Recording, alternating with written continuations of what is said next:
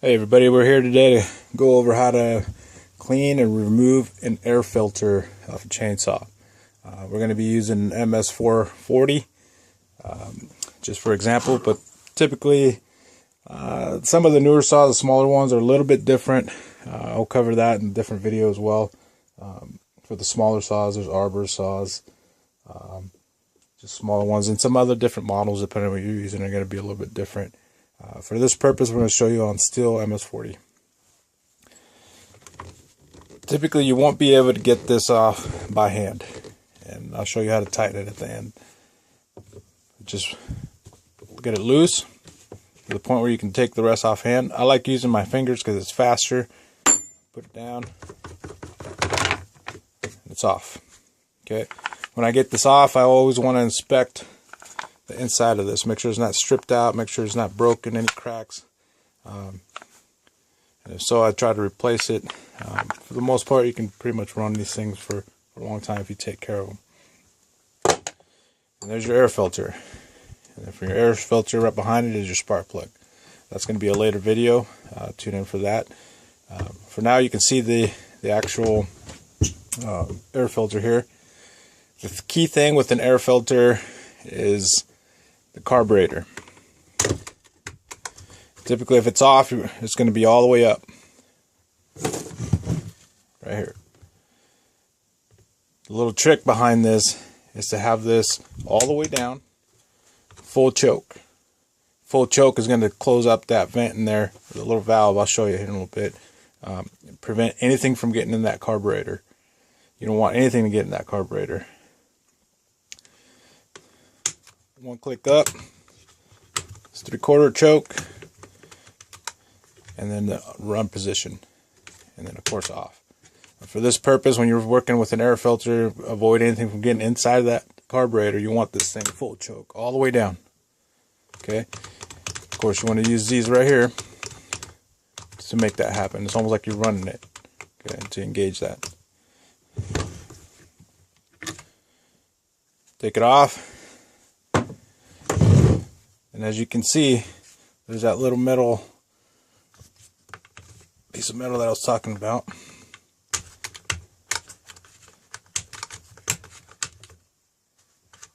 Trying to get it to move for you. See how it's closing up and it opens up, closes up, opens up.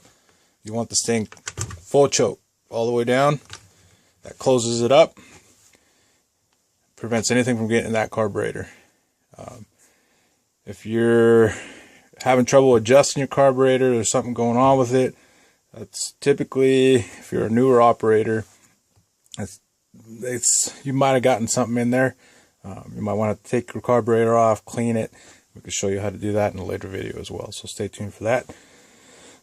So before you even take this filter off, like I said, full choke. Keep anything from getting in there.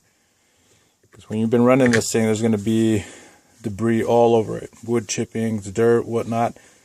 And that's going to get in there if you don't close that up before you even remove this thing. So once you remove it, I have another one here.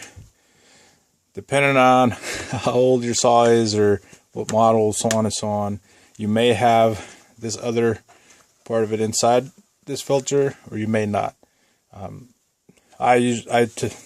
I run them both ways. If I can get them, I'll put them on. If not, this is sufficient enough.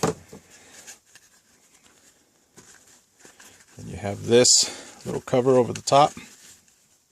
This is kind of the barrier between the main filter and that.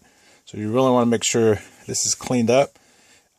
I've used gas, I've used carburetor cleaner, brake fluid cleaner, but there's really nothing better than just a good old-fashioned air hose. Put it to it. Or even a solvent tank. Solvent tanks are very inexpensive nowadays and very handy to use. And if you got the place to do it, and you're doing a lot of cutting, it's definitely a good way to go. If you're just an average homeowner that cuts every once in a while, maybe in the fall, a little bit of firewood, just some brake cleaner, clean it real good, and get all that material, dirt. The key here with your filter is I always try to clean everything from the inside out. Get that thing nice and clean. Basically, all you're trying to do is good air movement through this air filter for your carburetor. If you don't have good air movement, your fuel moisture or your fuel mixture and your air mixtures are not going to be correct. It's going to be, and your saw's not going to run correctly, or it's going to be off a little bit. So you want to keep this as clean as you can. I try to clean it, depending on what I'm cutting, a minimum of once a day. You know, sometimes twice a day, sometimes 3 times a day. If I'm cutting real dead material that's just punky, nasty stuff that's breathing in through here, that real punky, fine material is going to get ingrained into these covers a lot more. So you want to clean that a lot more. So really be cautious of what you're cutting. You have to determine kind of how often you need to clean it. So you can see I tossed it back on there. If you have this portion of it, go ahead and put it back in here. So this one doesn't have it, put it back on. Just make sure it's nice and flush up against there. You don't want it kind of off-centered. You want everything to line up perfect. You don't want to strip anything out.